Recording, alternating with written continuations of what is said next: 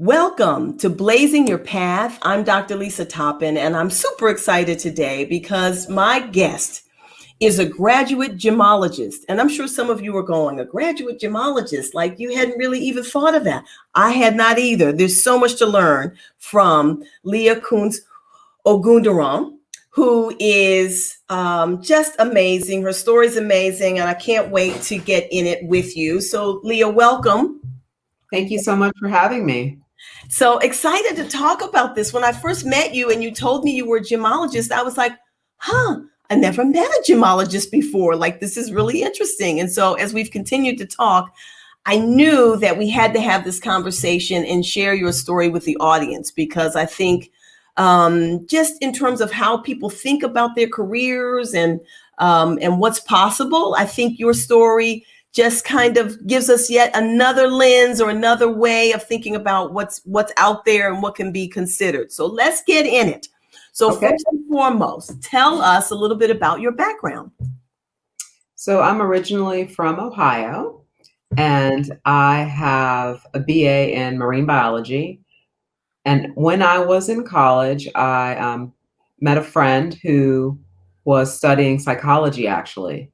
But he was from a family of jewelers, and they required all the children to go to college and get a BA in whatever they were interested in. And when they were finished with college, if they wanted to join the family jewelry firm, they could.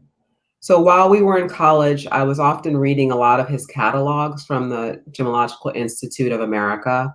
And I started putting some pieces together from my background because I loved stamps. So my mother used to take me to stamp auctions. So I liked auctions a lot. I was the kid that had the little rock pencil. It was like a little pencil with a clear bit that had all these little tumbled stones in it. And I could tell you what different stones were. So it started putting these like puzzle pieces together, reading his brochures from the Gemological Institute of America, thinking about auctions. And that's just really kind of how I started piecing it together from my background. Mm-hmm. And that's so, I mean, again, like it's interesting how these threads show up so early. So you were already sort of had an interest or at least an appreciation for auctions because you had stamps.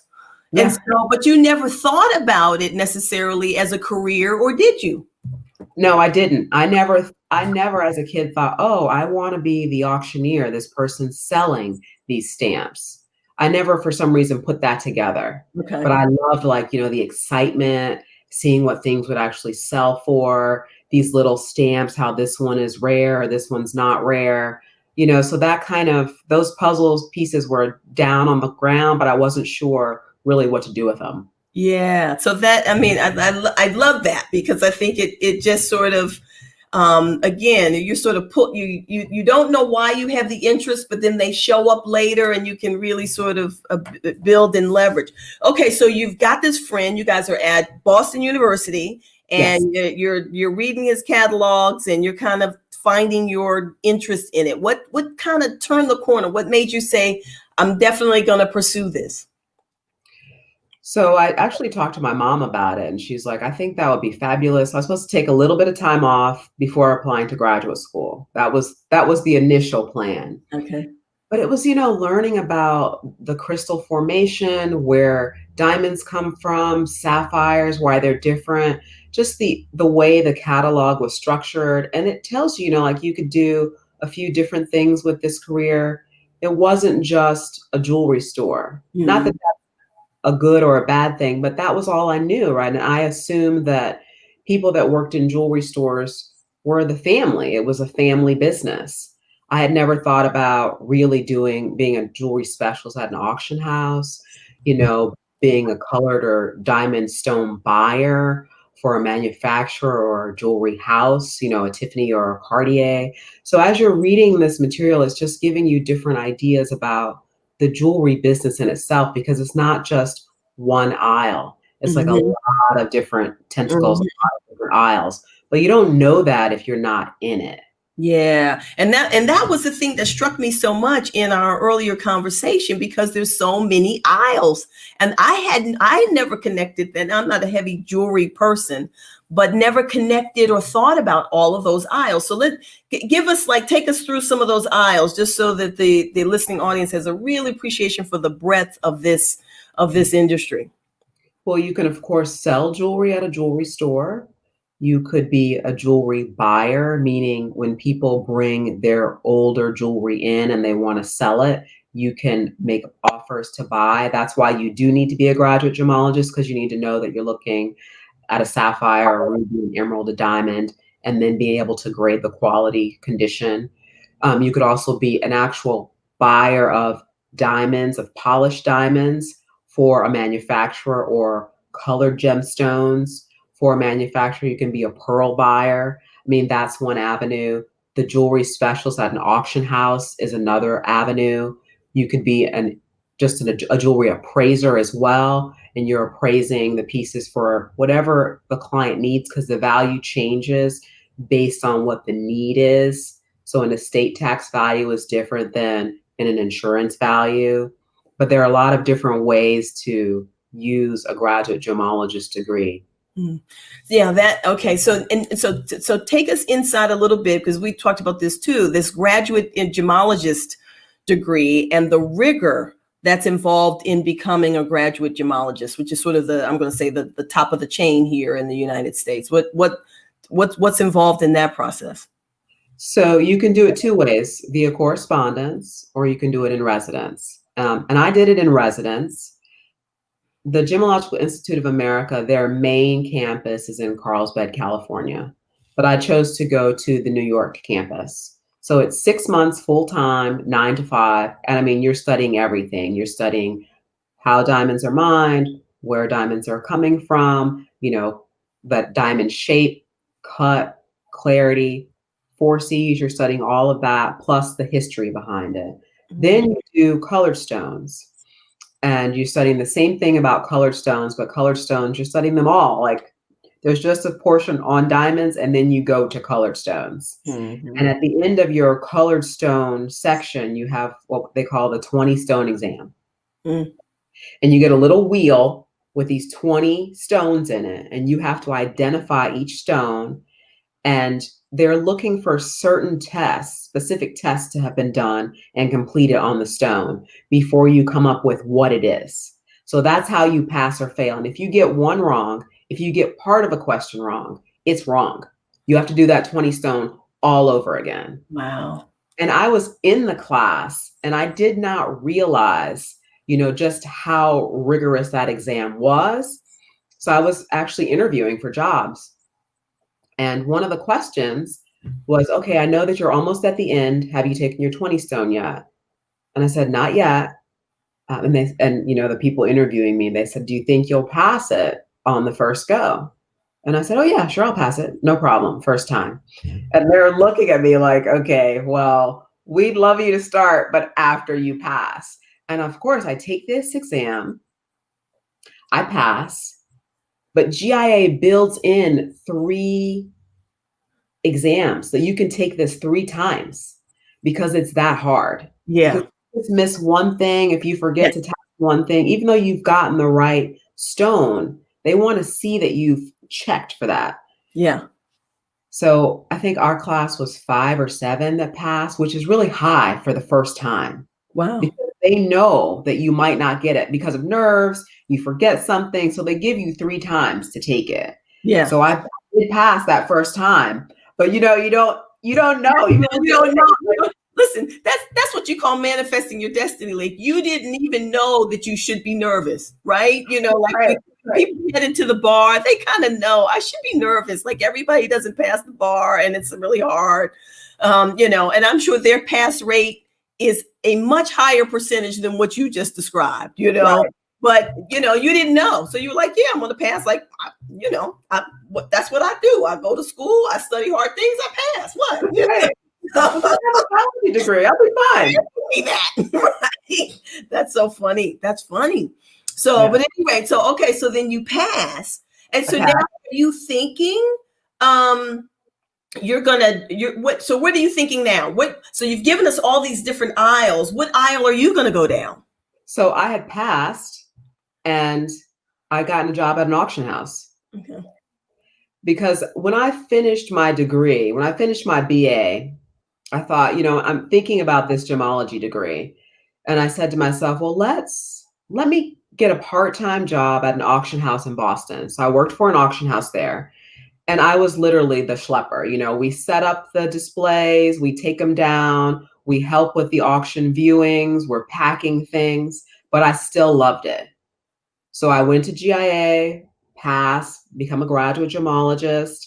And then while I'm doing that, I'm interviewing. So I had gotten a job actually as a jewelry cataloger for Christie's Auction House. So when I was done with my GG, so I had the pressure, right, of they're like, are you going to pass? Yeah, I'm going to pass because I have a job waiting for me if I pass. So I passed and then I get this job. So I just jumped right in and I was describing jewelry, the catalog descriptions that you see in auction house catalogs for jewelry. That was what I do. I used to do there.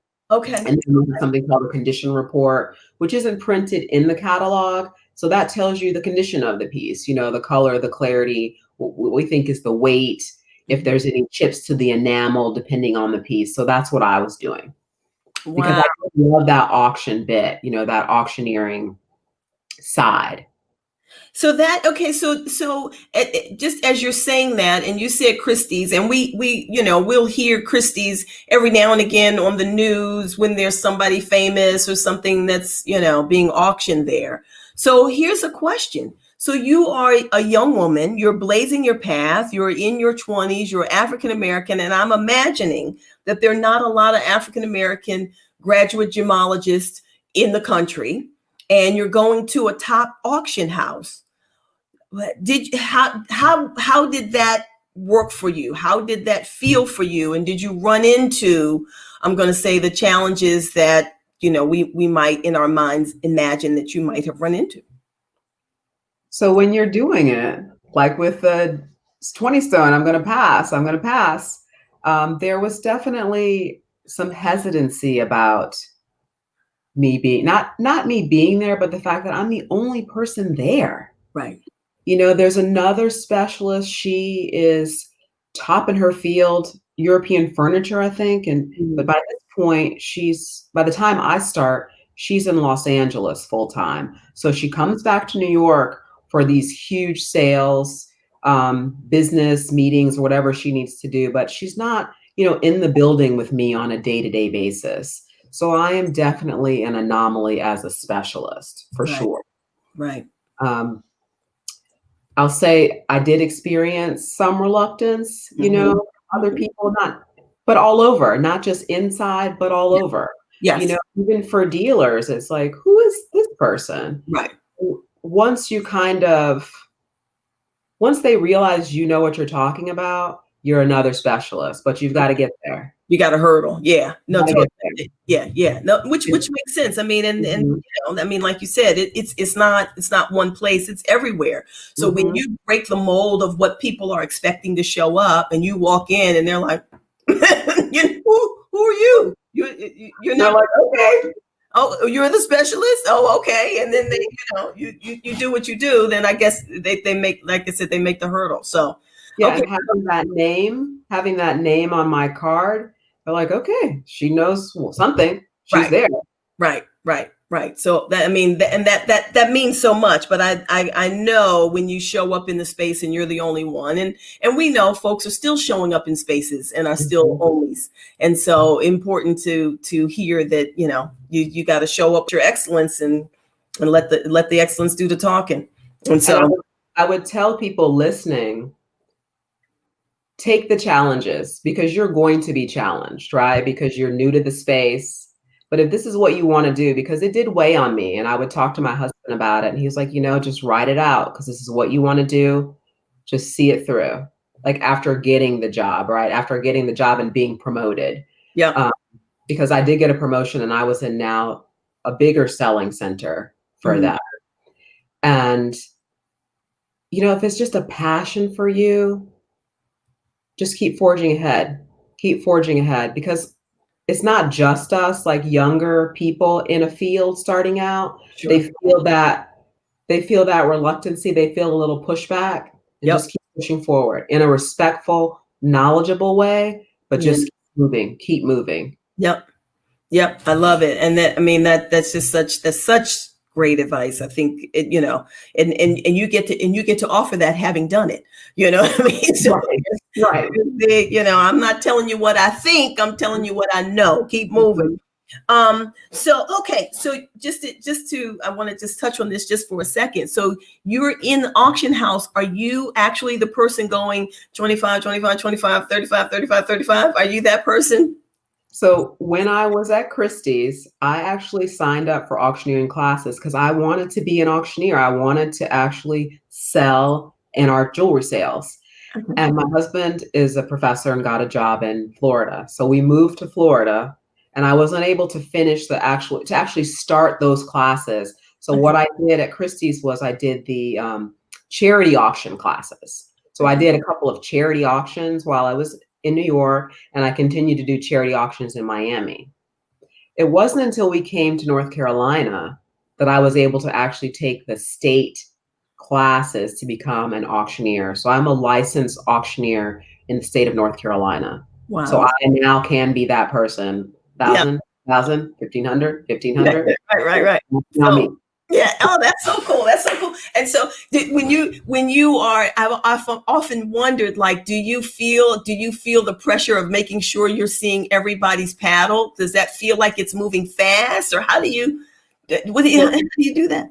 so when you're actually auctioneering, and I don't do that as a living, but it was something that I had to do for myself. So I Mm. had to get that license and I keep it up and I do the continuing education and stuff like that.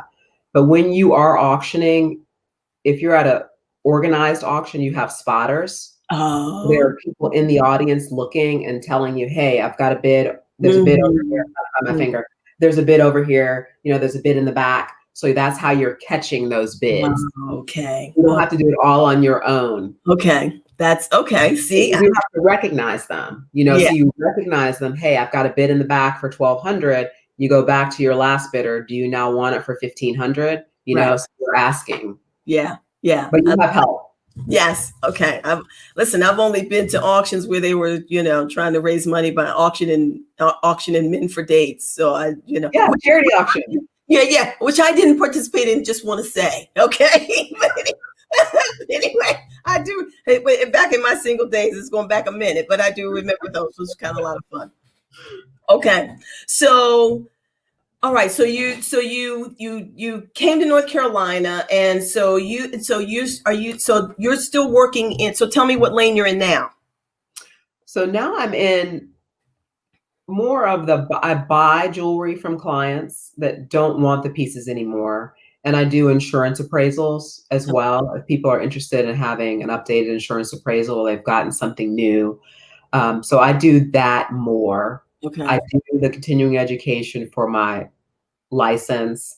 Um, and then there's something called Uniform Standard Appraisal Practices. Mm. And that is just basically standards on how appraisers should operate, ethics, rules. So I have done that and I keep up to date on that. So I do that continuing education every year as well, so that I can actually do insurance appraisals. Now, it doesn't tell you how to do a jewelry appraisal.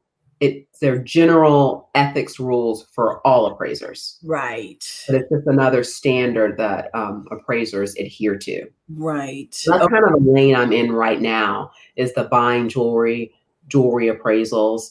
And then with that, from my Christie's days, I used to do the Antiques Roadshow. Oh, So I would appear as an appraiser on that show, and I still do that.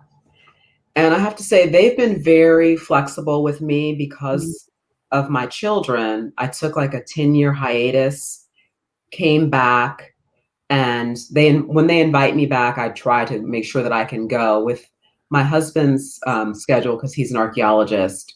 So between the two of us, sometimes I can only do one show a season, but mhm. I will try to get on and go. And that's fun because it's a long day from like 7 to 7.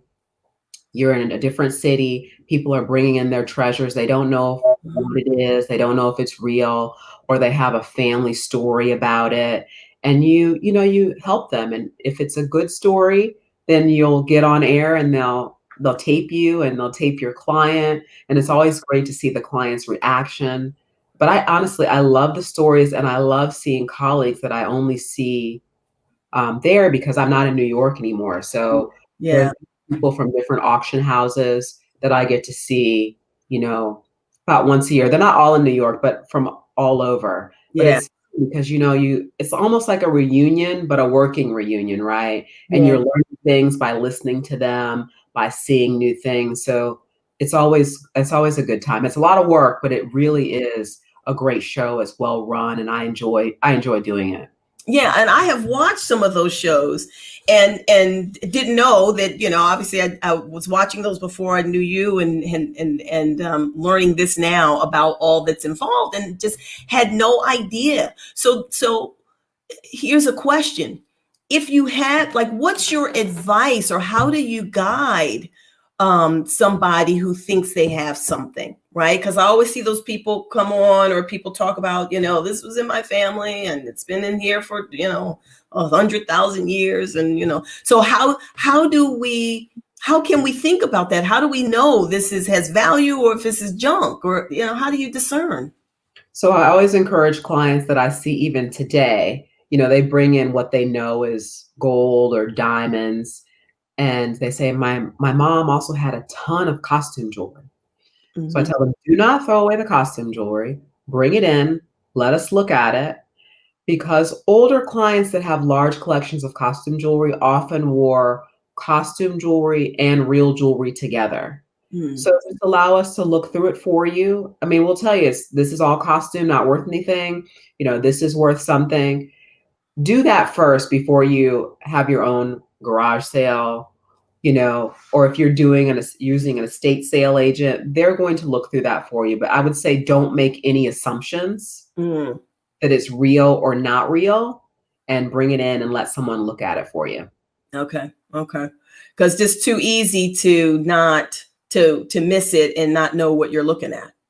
Absolutely. Because some people think, oh, this is too big, it can't be real. Mm-hmm. Or, it's too shiny, it can't be real, which is not the case at all. A Yeah. lot of times as jewelry appraisers, jewelry buyers, we see things that are marriages. So Mhm. maybe it's two pieces that didn't start out in life together, but they're joined together. So it might give it a bigger look, or we'll see the opposite, something that was like a big necklace and there were three girls. So they split up the pieces and Mhm. each girl got a couple of earrings and a pendant, or one got earrings, one got a ring, one got a pendant. So there are lots of ways that jewelry can be changed. And for us today, our eyes are not used to looking at that. So we think that it might not be real. And I Wow. would say get an expert to look at it for you.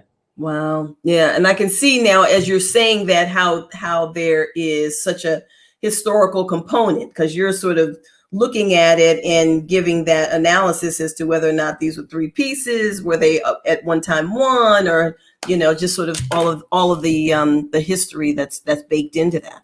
Right. Yeah, it's really really interesting. Okay, so what would you say has been the most difficult part about blazing your path to this date? What's been the biggest challenge for you? The biggest challenge, possibly moving to new locations. Mm-hmm.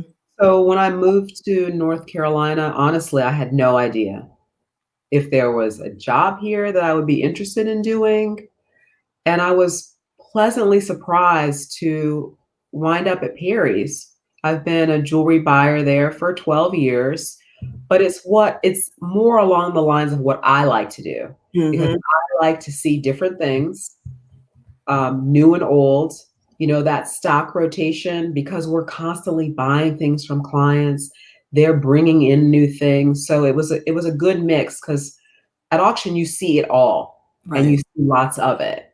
So it's hard to replicate that kind of momentum, that Mm-hmm. movement in a Mm-hmm. place. So I think that was one of the hardest challenges is what would it be like and what of course would it be like here, right? Mm-hmm. In North Carolina, because I'm again from Ohio, went to school in Boston first started my career in jewelry in New York and then moved to Miami. So I was very skeptical about what this landscape would look like for me. Yeah. And they were very welcoming. You do get hesitancy because of course nobody expects to see me here Right. doing this. Right. And I have to say my colleagues back me up 100%. Mm-hmm. They respect me. They know the work I've put into being where I am right now. And Mm-hmm. I've had the same job, part-time job for 12 years. They're flexible with me. I have a colleague, we share an office and I never see her because we share the office. So, she's there when I'm not. But they've been very supportive. But I would say it's always hard not knowing where you're going to land, right? Yeah. Yeah. So Yeah. we moved here because my husband had a job, right? But for me, it was like, okay, let's see what I find, if I Yeah. find anything. And I was surprised to find this because I Yeah. thought it would be more, I thought it would be more sales. And there are people that are really good at that, just selling and, not just selling because it's an art in itself, Mm-hmm. art to sell jewelry.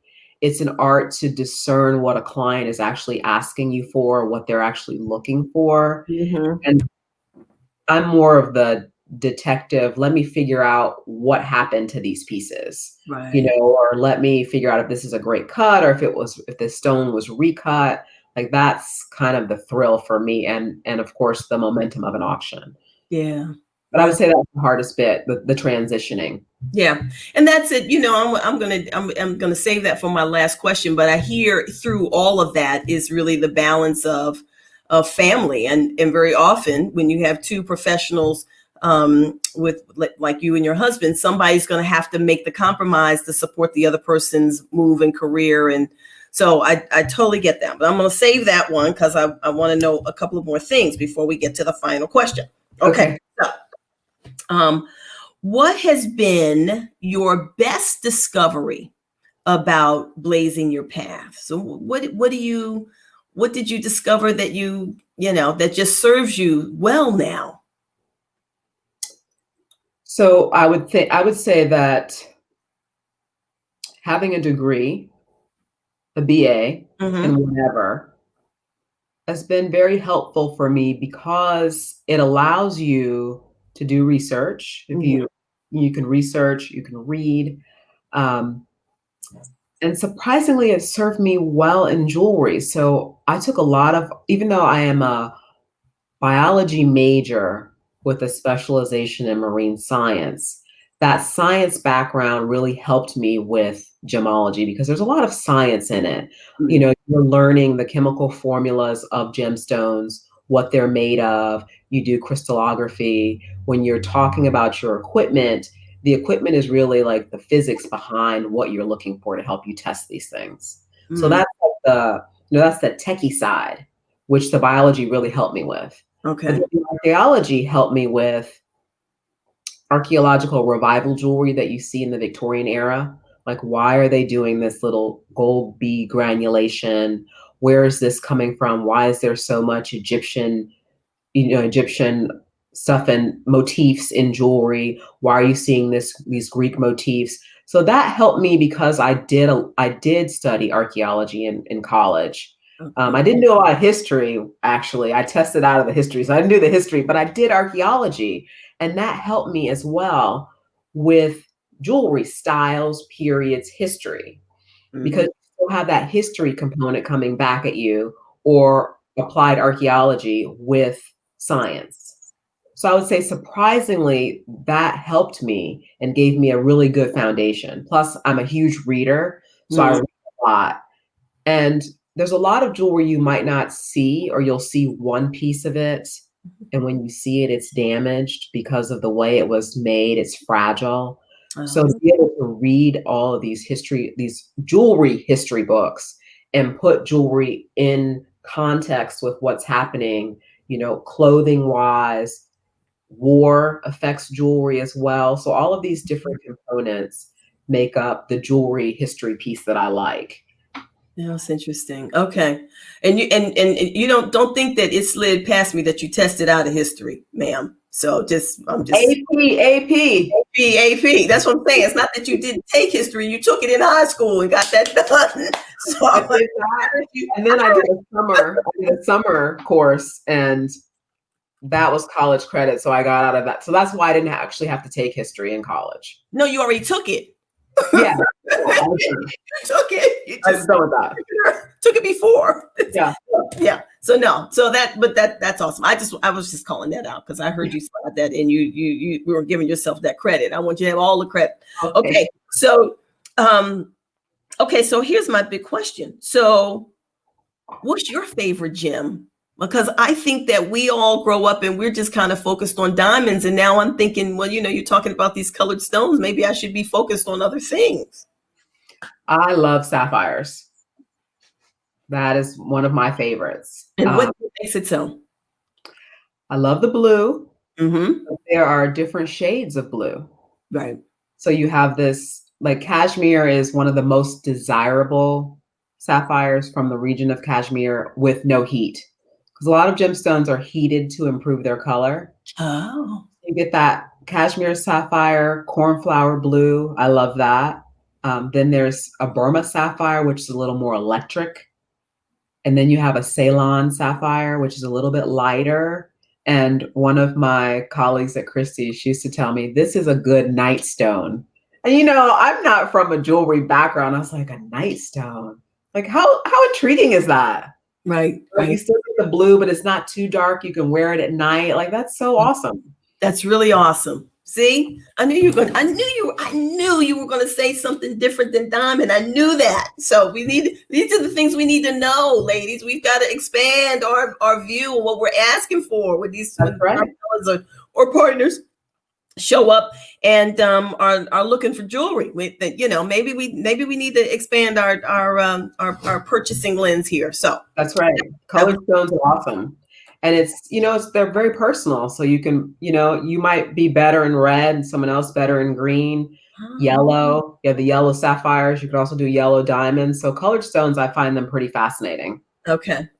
There you go. And I guess there's a lot of story there too, just in terms of sort of, yeah. So, okay. That's really cool.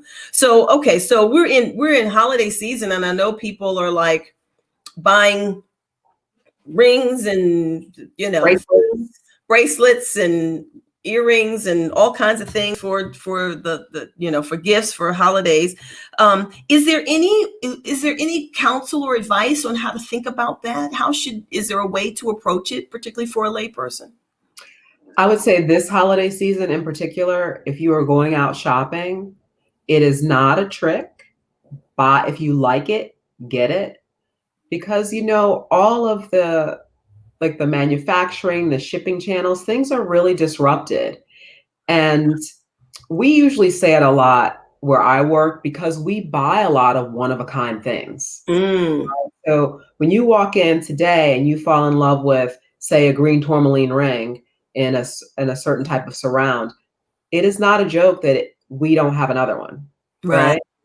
And we might not get another one, especially if it's a state. And the state is anything previously owned. It doesn't have to be a particular date. Okay. But I would say this year too, with jewelry, if you see something, even if it's new and it's something that, the store has brought in just for the holidays, you should move on it because you don't know if it can be made again or if it might be, but when, right? Right. I mean, we know that just from the regular things we're dealing with, going to the grocery, trying to buy a shirt, a blouse, a scarf, things are not where they were 5 years ago where people have 10 of them in the closet. But for us, especially we get unusual things all the time, one-of-a-kind things all the time. And I would say this holiday season, if you find it and you like it, you should get it because people are not really traveling. Right. So they're not doing these huge trips. They're buying nice pieces of jewelry, fixing their houses, you should get it. There's no oil maintenance, no oil changes, no tire rotations. You get that jewelry, bring it in to be cleaned. We'll check it for you. You go on about your business. Right. You don't even have to worry about that big giant bow. We know that car maker has to, you know what I mean? You don't even have to do that. It's a small box. This is That's easy. right. This is easy. This is easy. Okay. So the one thing that I always like to cover in this conversation is really around how to enter at different stages. So if you are a young person just beginning career, is what would you recommend? Are you just going through the GIA? You know, what do you recommend? And if you are, let's say, a more mature person and you're interested in changing career directions, is the path different, and what should people think about and or do? I would say if you're just starting out, get your BA, because that does help you learn to talk to different people, not just your professors, right, but other students from different walks of life. And that will serve you well in any business. Mhm.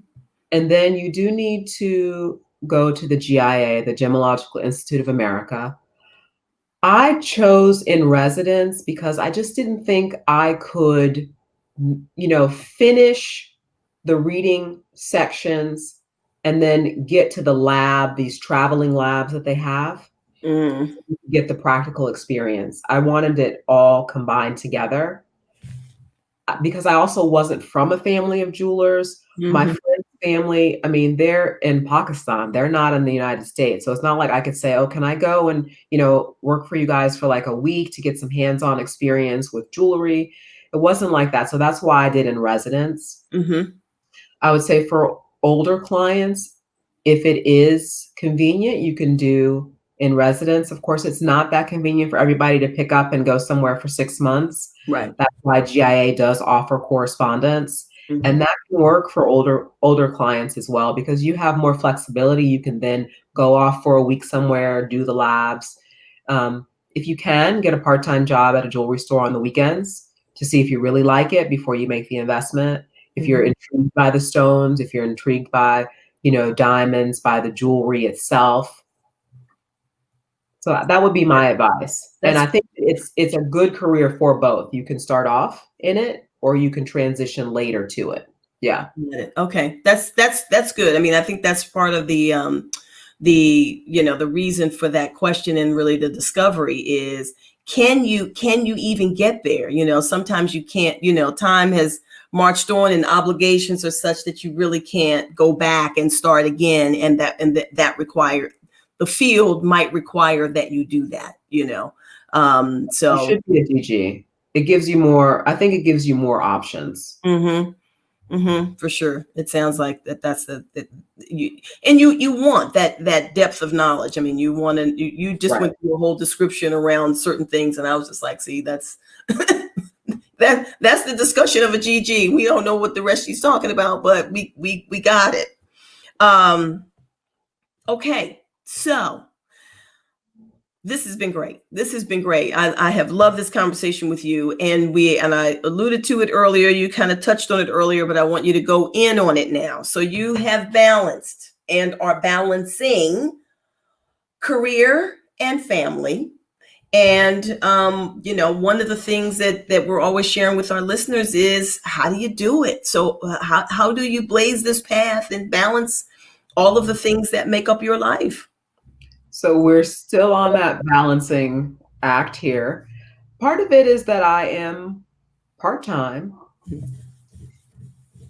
And so my husband's career, he is a professor, but in the summers he goes off for an excavation, Mhm. or if he has a fellowship, there are some juggling acts that I need to do. And it's simple things like sometimes I have to leave work early every day, like every day on a Tuesday for a year, I have to leave work early to pick up my kids to take them somewhere, right? Right. My job has been very flexible about that because I am part-time. And I mean, I show up. I do the days that I say I'm coming, I come. Yeah. If I do not come, it is because I'm sick or my children are sick, but I'm there the days that I say I'm going to be there. And they've been flexible about that, to be honest. Mm-hmm. And I think it's helpful too that another colleague is part-time, and we both, I needed it. She kind of wanted it, but I really needed it because I knew I needed that flexibility, especially us coming from Miami. We worked it out that I worked every weekend. Mm. right? So when I was still full-time there, I was off 2 days during the week and I worked every weekend. Right. That is horrible though for a family, right? So this is the compromise that we have made, me being part-time, and it's much more helpful and more healthy to have Mm-hmm. the time and to keep the kids on a schedule. Yep. So even if my husband has to go off somewhere, we still have a schedule that we can move through. Yeah. It does make your own career, like it does make my career moving forward slower, but I know that I will get where I want to go. But it is slower. I mean, I'll be real about that. Yeah. Yeah. And I mean, and those are real. And I think, and thank you for saying it that way. It's an important, I'm going to say, consideration, calculation, decision, right? To say, I'm Right. going to take a slower path. Nobody gets everything all the time anyway. Right. What you do get, and I can say this just because I know these guys, are two very well-adjusted, high-performing young men, Thank twins, Thank you. and they're exceptional. They're exceptional, and so your presence with them is paying off. It might not yield promotions, but you know. Right. And I love it. I adore the time with them. You know Yeah. how your kids are, like they're on you, they're not on you, but they're just, you forget, I think, as an adult how funny kids are. Yeah. Yeah. Right? And the things their friends are telling them, I'm like, what? Right. Right. Right. But it is a balance for women that are working, who want a career, don't give up on yourself. You're gonna get back to where you want to be. Yep. And just keep plodding ahead. It's not that sexy to say that, I'll be honest, Yeah. but Yeah. it's true. Well, it's, like I mean, here's the thing. Like my mother was a university professor. She taught at Howard for 44 years, and at one point she became the chair of the department and that kind of thing. But on her deathbed, I do not think that she was looking. We were there. We were, surrounding her. I don't think she was looking at us thinking, "I wish I had become the dean." I don't think Right. that was her thought. I think that she Right. was sort of in that moment, sort of taking stock of her life, which had everything to do with her husband, who was standing there to her right, and her three children that were sitting there at the foot of her bed, and it had so much more to do with that than Right. what her career was. And her career was great in its own right, right? But Mhm. just in terms of sort of I'm going to say the measure of a life. And it has a lot of ways in which it gets measured. Let me say it that way. Yeah, I agree. Yeah. I agree.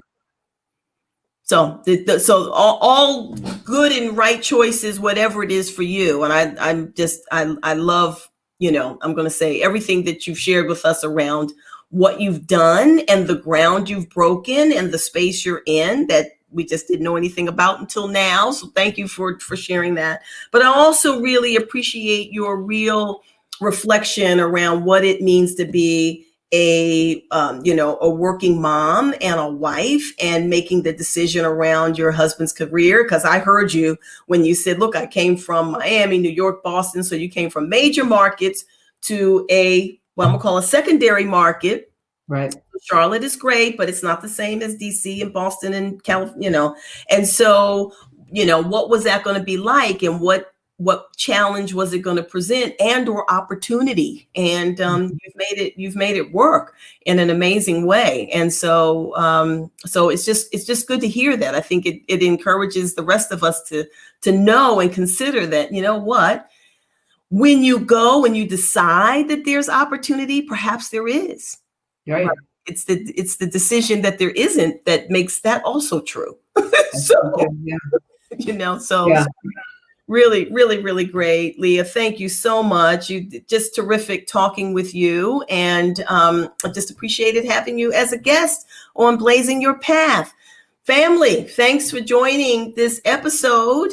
I'm Dr. Lisa Toppin, and I hope you'll join us next time for Blazing Your Path. Again, Blazing Your Path. Again, thank you, Leah. Thank you for having me. I've loved it.